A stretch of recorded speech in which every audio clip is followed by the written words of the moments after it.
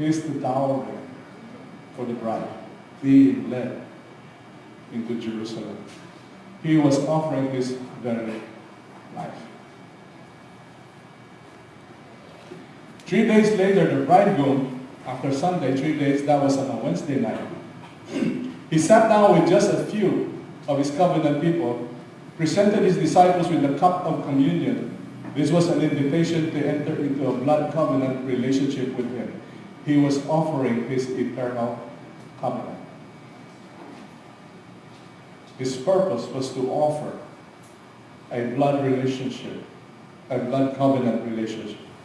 And we know that the Last Supper Messiah was courting his disciples in the manner of a Hebrew wedding engagement.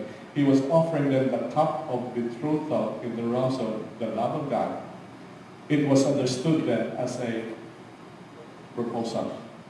So when he offered the cup and he offered the bread, and if you eat of this bread and drink of this cup, you are accepting the betrothal of Jesus.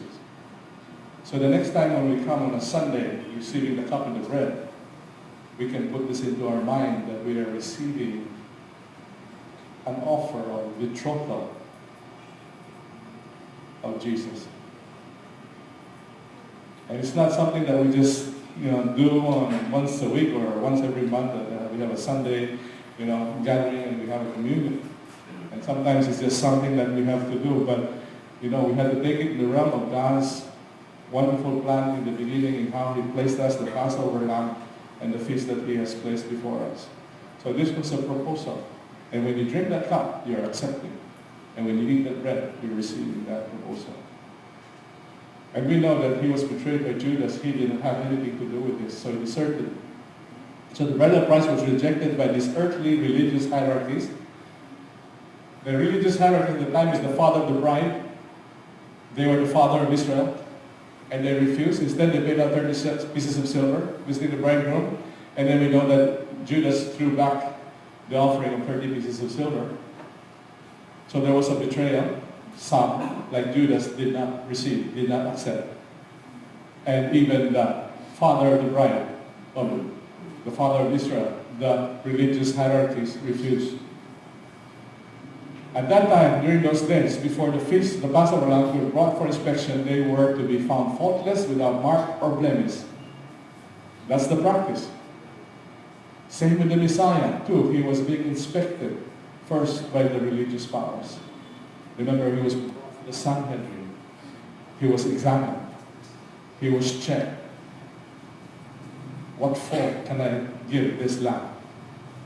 What wrong can I accuse him of? And they could not find any. They have to bring up false witnesses to bring faults in him. And then the civil government powers at that time, it was wrong. They brought him to Pontius Pilate. And he did not find any fault in him. Twice passed. Perfect lamb. No fault, no blemish, pure, ready for sacrifice. And so on the 14th day of Nisan, the 10th day was Palm Sunday, the 14th day of Nisan, moon, full moon. Remember, 14th and 15th is the middle of the month. As the Passover lambs were being slaughtered, Israel's promised Passover lamb was also taken to the slaughter.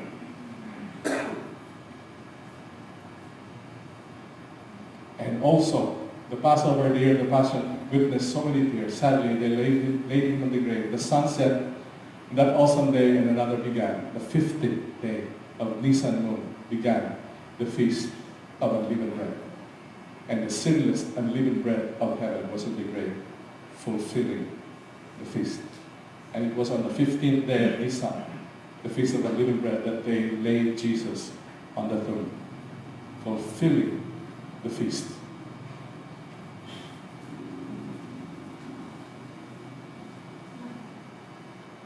Feast of unleavened bread. On the 15th day, the same month, the feast of unleavened bread to the Lord. 7 days you must eat unleavened bread. On the first day you shall have a holy convocation.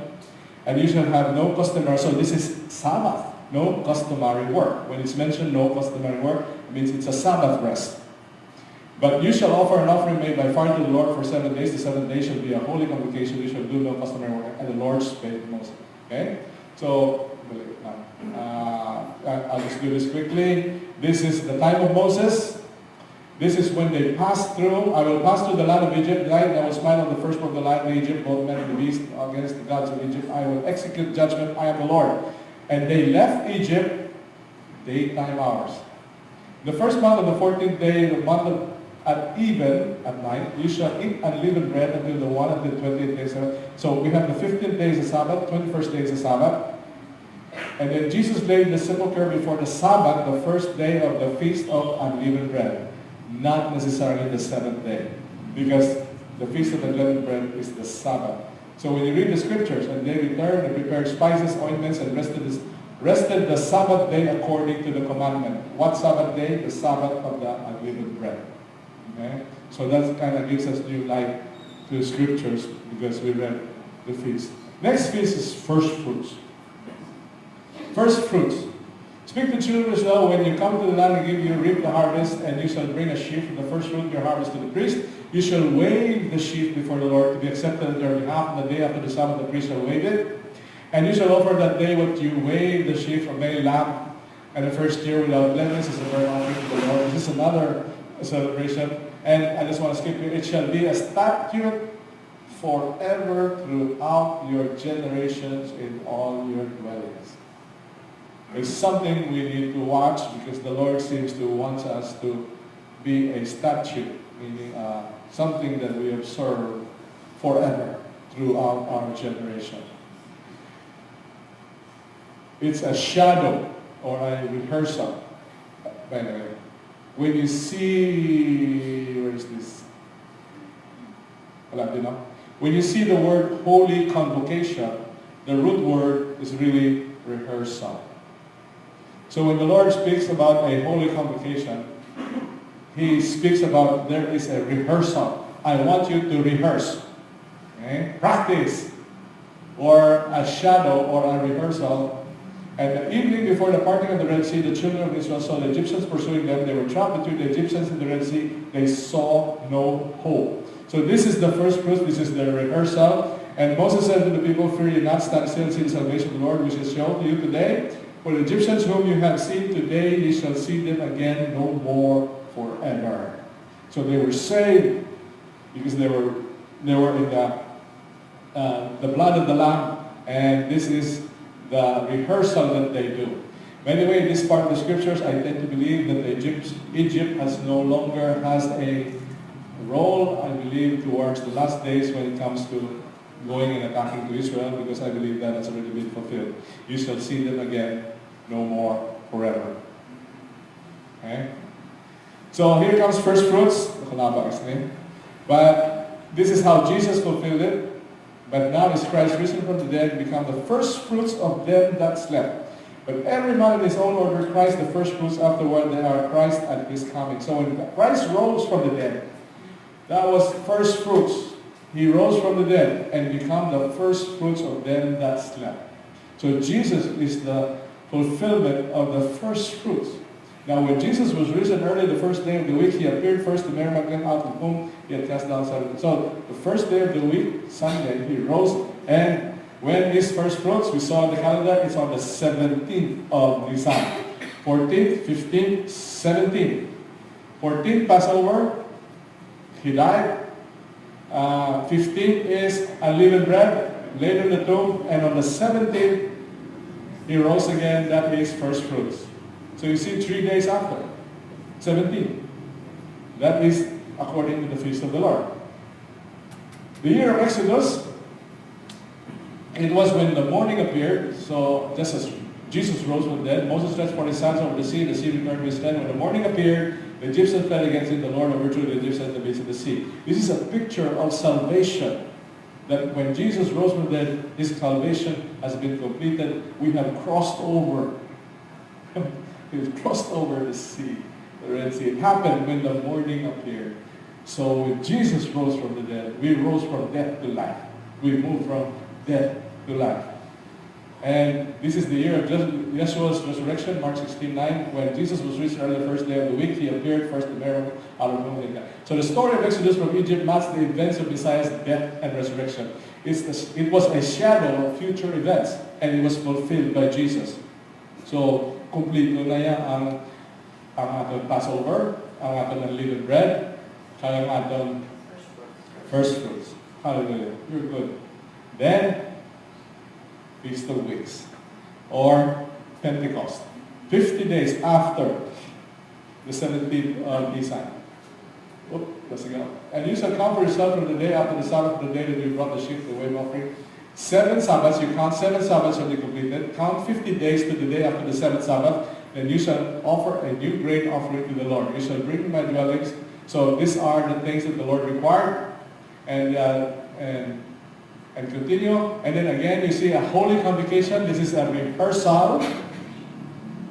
And you shall do no customary work. That is a Sabbath. So now we can hapos na lang subong, no? Intindihan na lang. Sabbath day is Pentecost. So in Jesus' time, that was Pentecost. You can read through that and download the notes. Was fully come, they were all in one accord, one place, and suddenly there came a sound from heaven as a rushing mighty wind, and there appeared unto them cloven tongues like as of a fire, and sat upon each of them, and they were all filled with the Holy Ghost and began to speak with other tongues, and the Spirit gave them utterance. This was 50 days also after the resurrection. Was observed 50 days after the first fruits, and in Moses' time they crossed the Red Sea 50 days after the feast. So, wow. 1, 2, 3. So, summarizing the timeline of the spring feast and appointed days, Nisan 10, on the 10th of Nisan, is not a feast, but it is a command of the Lord to find yourself a lamb without blemish. So, pick a lamb without blemish. And in Yeshua's time, he entered Jerusalem Palm Sunday. He was shown without blemish. And Nisan 14, that is Passover. So they killed the lamb, and that's also when Yeshua died. Nisan 15, this is firstborn killed and they left Egypt. Okay? So, but this is Yeshua's body rested. And then Nisan 17, Pharaoh was killed in the sea. Redemption and resurrection of Yeshua. He resurrected. And then 50 days later, God gave the 10 Commandments to Moses. After this incident, there was an incident of that Moses was called up into the mountain, and then he was given the 10 Commandments. And then that is 50 days later also Pentecost happened after Jesus resurrected. So you see how the feast all properly in place, and how Jesus wonderfully, accurately fulfilled the appointed days that God has given. Now go to the fall feast, appointed day feast. We have the memorial of the blowing trumpets, Rosh Hashanah, but it's not Rosh Hashanah, it's memorial of the blowing trumpets. Blowing of trumpets means it's the day of Teruah, blowing of trumpets. It's on the 7th month of the month of Etanim, and it's on the first day of the month. Then comes the Day of Atonement. It's also in the month of Etanim. It's on the 10th day of the month. Then the Feast of Tabernacles is on the 15th of the month, and it's going through the following 7 days on the 22nd. So 15th and the 22nd. Alright? So let's look at the feast. Memorial of the blowing of trumpets. What is the memorial of the blowing of trumpets? Well, and the Lord spoke to Moses, speak to the children of Israel, the 7th month, the first day of the month, you shall have a Sabbath rest. In the 7th month, on the first day of the month, it's a Sabbath. We didn't care whether it's a 7th day or what we call a Saturday, but it is the Feast of Trumpets, so it's a Sabbath. It is a memorial blowing of trumpets. It's a holy convocation, a rehearsal. I think we should get good at this rehearsal, because this is what we need to rehearse. Because these are still the feasts that Jesus is yet to fulfill. So, the day of blowing is Teruah, which is Hebrew, whatever. Sa Bible, wala may Hebrew transliteration. Kota, magiging print out ko na lang. It's trua. It's acclamation. It's a battle cry. It's an alarm blow. It's a shout. Shout is basically alarm. Sound of trumpets, shout, blast of war, alarm. So this is a different kind of a blowing of the shofar. It's a call for an alarm. It's a cry. Warning. Right? So